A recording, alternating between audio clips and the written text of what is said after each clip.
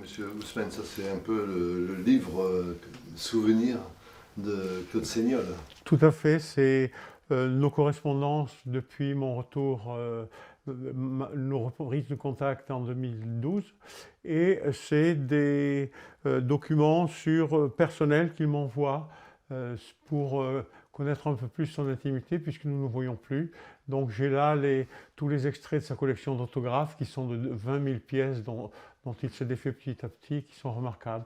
Claude et moi, nous avions une familiarité avant de nous connaître, dans la mesure où ma mère était à l'époque directrice de collection aux éditions Jérôme Martineau, où il éditait, et moi j'étais aussi en tant que photographe fournisseur d'illustrations pour la maison.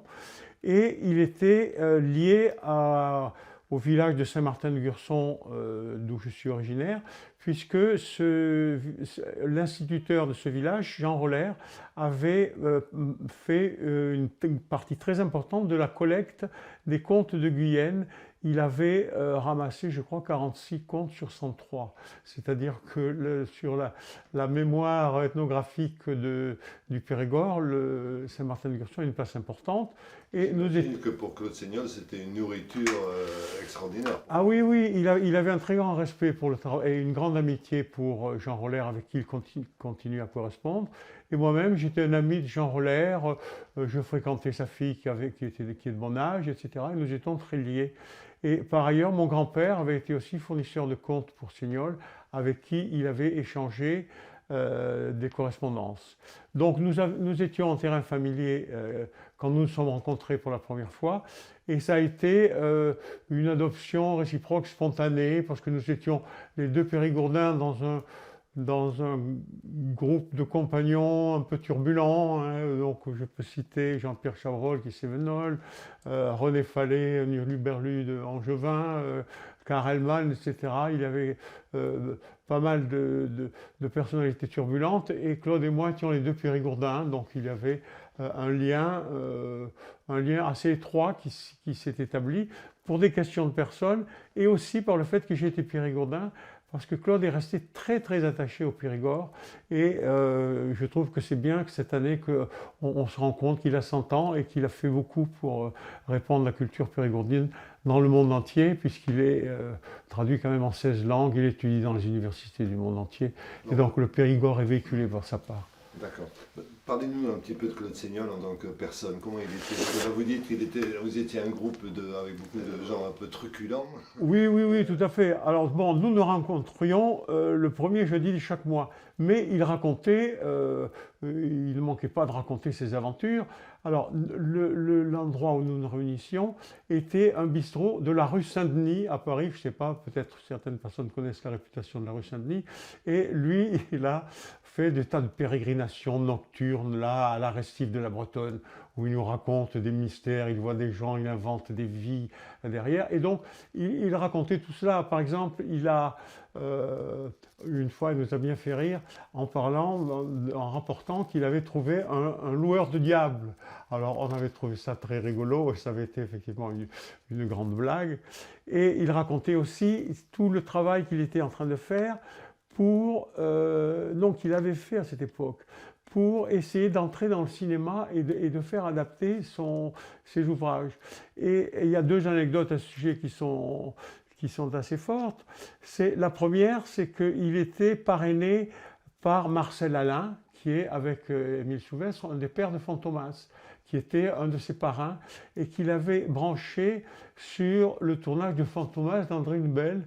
Et pour essayer de placer une histoire à une belle, Claude allait faire le cocher de De Funès et de Jean Marais, et il racontait ces histoires, c'était très rigolo.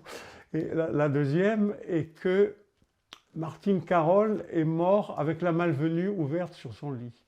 La Malvenue, c'est un ouvrage assez célèbre de Claude Seignol, et ayant échoué avec une belle, il était allé voir si Martine Carole n'aurait pas voulu tenir ce rôle. Il lui avait offert la Malvenue, elle s'est suicidée 6 jours plus tard. Enfin, on ne sait pas si c'est un suicide ou une mort naturelle, mais enfin, c'est encore des diableries à la Seignol, oui, des coïncidences étranges. Et Claude Seignol, il était un petit peu obsédé quand même par tout ça. il était obsédé, il était obsédé dans sa jeunesse, c'est-à-dire qu'il est parti, il a eu un départ fulgurant, et puis en plus, ensuite, c'est devenu un homme de métier, c'est-à-dire il était effectivement obsédé, c'est-à-dire il voyait tout, hein. S'il faisait ses promenades dans Paris, c'était par curiosité, c'était à la recherche, mais si vous voulez, à l'élan initial de l'adolescent, il y avait quand même un métier qui s'était installé, et il savait qu'il fasse de la ligne pour en vendre, etc. Et comme il avait un très grand succès dans les milieux spécialisés, il travaillait beaucoup. Il croyait en Dieu. Ça, j'en sais rien. Il avait sans doute une préférence pour le diable et pour les malineries. Non, on n'a jamais parlé on n'a jamais parlé de religion. On parlait plutôt alors, des pratiques ethnographiques. En fin de compte, c'était ça. Ça veut dire que la motivation profonde de Claude, c'était l'articulation Van Gennep. Ça veut dire qu'il a commencé à chercher à faire des fouilles préhistoriques. Il faisait l'école buissonnière pour les gratter, enfin, etc. Tant et si bien qu'il est devenu à 14 ans le membre le plus jeune de la Société de préhistorique de France, parrainé par l'abbé Breuil et par Teilhard de Chardin. Il a fallu qu'il triche sur son âge parce qu'il n'avait pas l'âge d'être admis. Il est aujourd'hui le doyen. Bon. Et il a connu, dans cette société de préhistoire, Arnold Van Gennep, qui est un grand folkloriste français et qui travaillait sur les coutumes, sur les traditions, sur la mémoire populaire, etc. Et Arnold Van Gennep leur a dit, parce qu'à l'époque, il travaillait avec son frère Jacques, leur a dit, mes enfants, vous allez chercher des vieux tessons sous la terre, des vieux cailloux, ils seront encore là dans 100 ans. Par contre, ce qu'il y a dans la tête des vieux paysans, ça n'y sera plus dans 100 ans, et c'est ça qui est intéressant de collecter aujourd'hui. Et il les a convaincus de partir à bicyclette sur les routes du Repoix et d'aller interroger les paysans. Et ils ont fait, à cet âge-là, leur premier ouvrage sur les contes et légendes et coutumes populaires du Repoix. Oui, il a fait vraiment un vrai travail d'ethnologue. Mais ce qui est drôle, moi, ce que je cherchais un petit peu à savoir avec vous, c'est comment ça fonctionnait dans sa tête, parce qu'effectivement c'est très sérieux de collecter, d'aller voir et de sauver de l'oubli Voilà. Non, mais dans sa tête, ce qui fonctionnait, c'était l'émerveillement.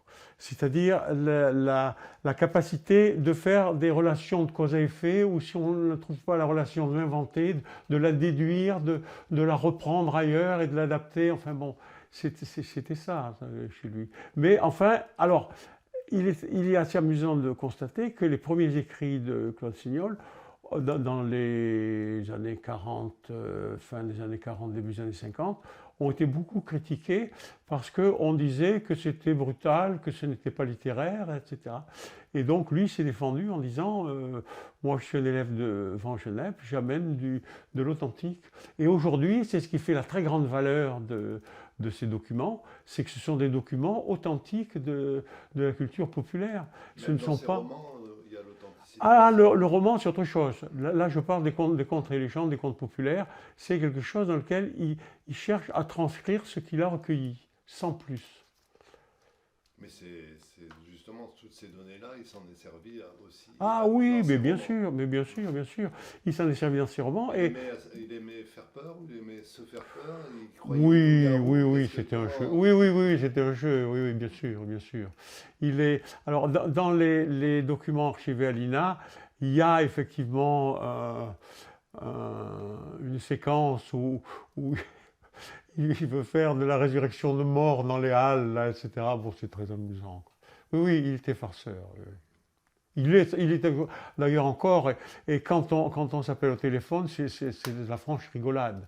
Et je sais pourquoi il ne veut pas que je le voie, hein, parce que depuis que nous avons repris le contact, j'ai proposé plusieurs fois d'aller le voir, il ne veut pas. C'est parce que, comme nous ne sommes pas revus depuis les années 70, le temps s'est coupé en 70 entre lui et moi, et il a redémarré en 2012. Et quand il m'appelle, je me retrouve dans ce bistrot à Filles de la rue Saint-Denis, et on retrouve le temps passé, quoi. On est réinvesti parce que nous avons été.